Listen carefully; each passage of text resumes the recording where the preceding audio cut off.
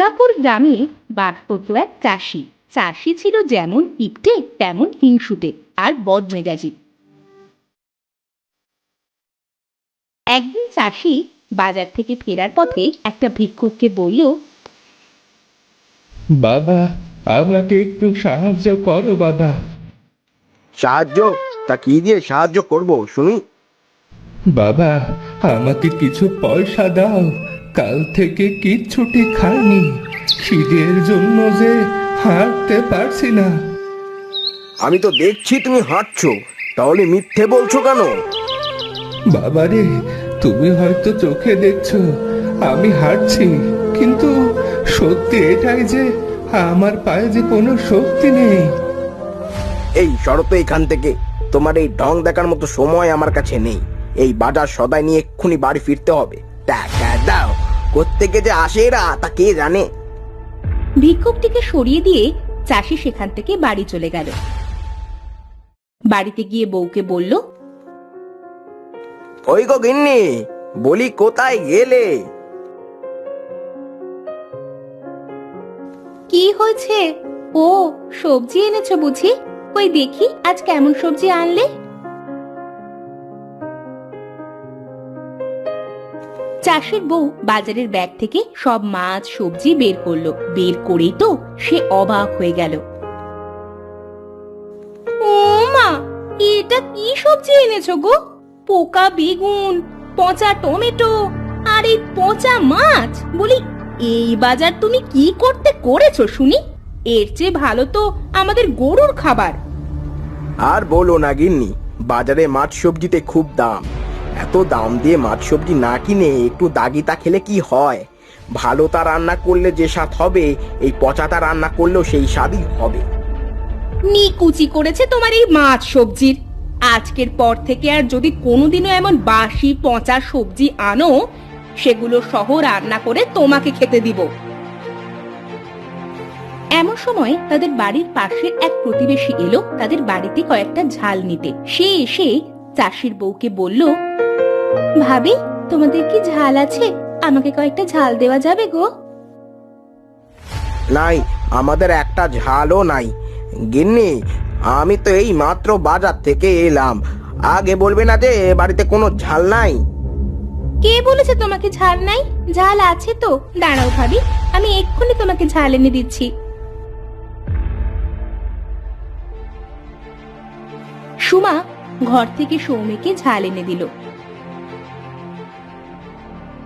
সৌমি ঝাল নিয়ে বাঁকা চোখে চাষির দিকে তাকিয়ে বাড়িতে চলে গেল। চাষি তার বউকে ধমক দিয়ে বলল, বলি, এগুলো কিনতে কি পয়সা লাগে না নাকি? আর যদি কোনোদিনও দেখেছি কাউকে কিছু দিতে, তবে একদম সবকিছু কেনা একেবারে বন্ধ করে দেব। আমার হয়েছে যত জ্বালা। এই হিংসুটের স্বামী যে আমার কপালে কোথা থেকে জুটলো তা কে জানে। সুমা রেগে বাইরে থেকে ঘরে চলে গেল। এদিকে চাষি বাইরে থেকে চিল্লিয়ে তার বউকে বলল, গিন্নি, আমি মাঠে গেলাম গো, ফিরতে একটু দেরি হতে পারে। চাষি বাড়ি থেকে হাঁটতে হাঁটতে মাঠে গেল। মাঠে গিয়ে দেখলো হাবুদের গরু তার পটল খেতে ঢুকে পড়েছে। এটা দেখে চাষির চোখ যেন ছানা বড়া হয়ে গেল। চাষি গরুটাকে বেধম পিটাতে লাগলো। তোর এত বড় সাহস, তুই আমার ক্ষেতে এসে পড়েছিস? করলিটা কি?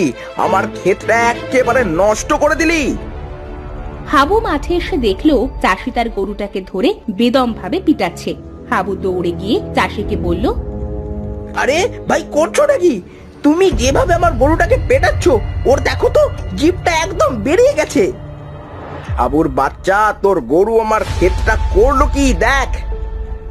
দেখেছি, আমি সব দেখেছি।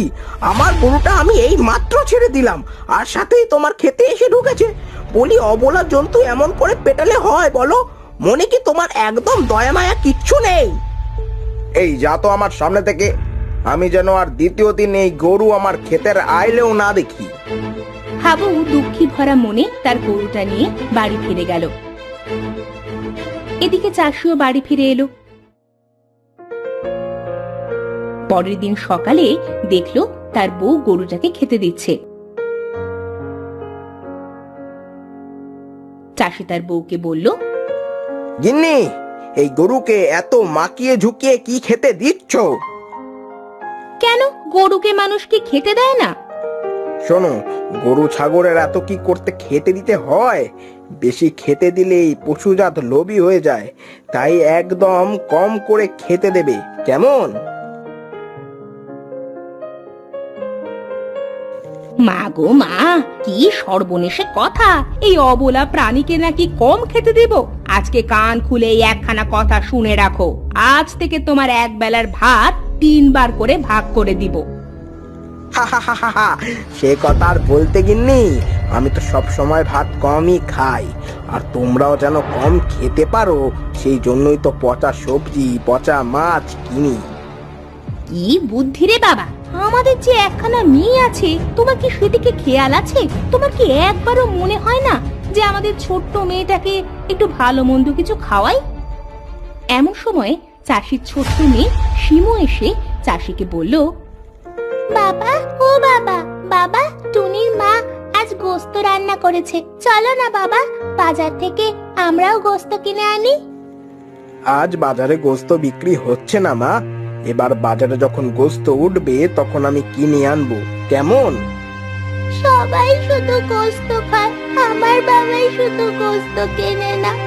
তোমাদের কারোর সাথে আমি কোনো কথা বলবো না।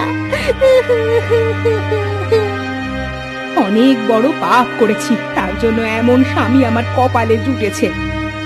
শিমু কাঁদতে কাঁদতে ঘরে গিয়ে শুয়ে পড়ল।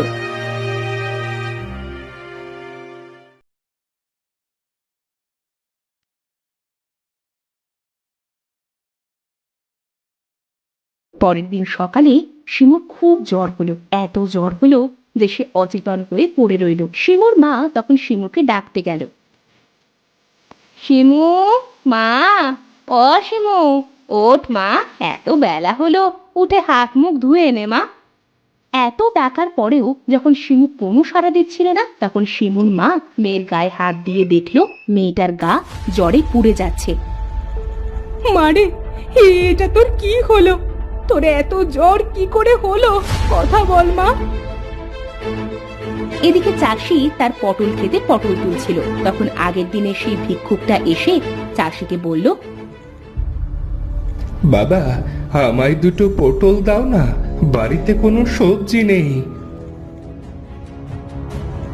তুমি না সেই আগের দিনের ভিক্ষুক যে আমার কাছে পয়সা চেয়েছিলে?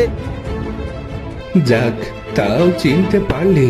হ্যাঁ গো, আমি সেই ভিক্ষুক, কিছুদিন আগেই তোমার কাছে পয়সা চেয়েছিলাম।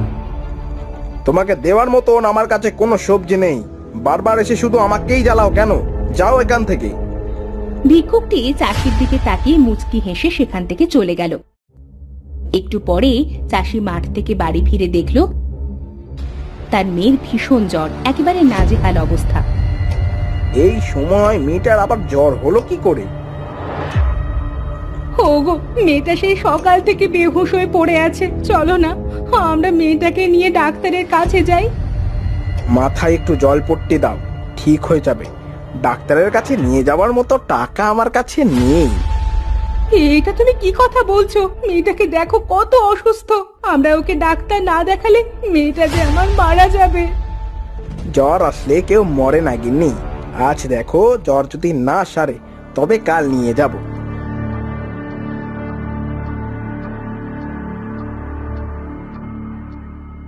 পরের দিন সকালে চাষির মেয়েটা মারা গেল। চাষির বউ তো খুব কান্না করতে লাগলো। তাদের আশেপাশের সব প্রতিবেশীরা এসে চাষিকে নানা রকম কথা শোনাতে লাগলো। আহারে, মেয়েটাকে ডাক্তার না দেখিয়ে মেরেই ফেললো। এই লোকটা যেমন হিংসুটে তেমন কিপটে, নিজের সন্তানকেও টাকার জন্য মেরে ফেলতে পারে। কি আজব মানুষ রে বাবা! এই চাষি বউটা কিন্তু খুব ভালো গো, আর চাষিটা খুব হিংসুটে। দেখলি না সেদিন হাবুর গরুটা তার খেতে যাওয়ায় গরুটাকে এমন ভাবে মারলো, শেষে গরুটা মারাই গেল।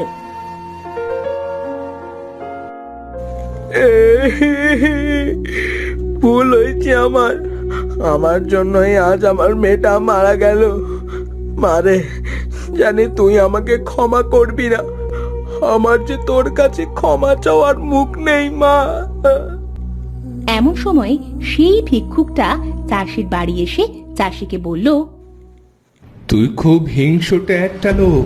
তোকে তো আমি প্রতিবারই পরীক্ষা করছিলাম, কিন্তু তুই প্রতিবারই পরীক্ষায় ফেল করেছিস। আমাকে ক্ষমা করে দাও, আমার মেয়েটাকে ফিরিয়ে দাও। সে সময় অনেক আগেই পার হয়ে গেছে, আমি এখন আসি। ভিক্ষুকটি তাদের বাড়ি থেকে চলে গেল। এদিকে চাষির বউ এসে চাষিকে বলল, তোমার এই কীটটামি হিংসুটির অত্যাচার অনেক সহ্য করেছে, আর না, আমার মেয়েটা তো তোমার জন্য মারাই গেল। যেখানে আমার মেয়ে নেই সেখানে আমিও আর থাকবো না। বউ, আমাকে ক্ষমা করে দাও, দয়া করে আমাকে ছেড়ে যেও না। সব কিছুর একটা সীমা আছে, তুমি তোমার সীমাটা অতিক্রম করে গেছো, ভালো থেকো। সেদিন চাষির বউ চাষিকে ছেড়ে চলে গেল। চাষি তো একদম একা হয়ে গেল। অবশেষে চাষি তার নিজের ভুল বুঝতে পারলো। সেই জন্যই আমাদের সময় থাকতে সব জিনিসের মূল্য দেওয়া উচিত, কোনো জিনিসকে অবহেলা করা উচিত নয়।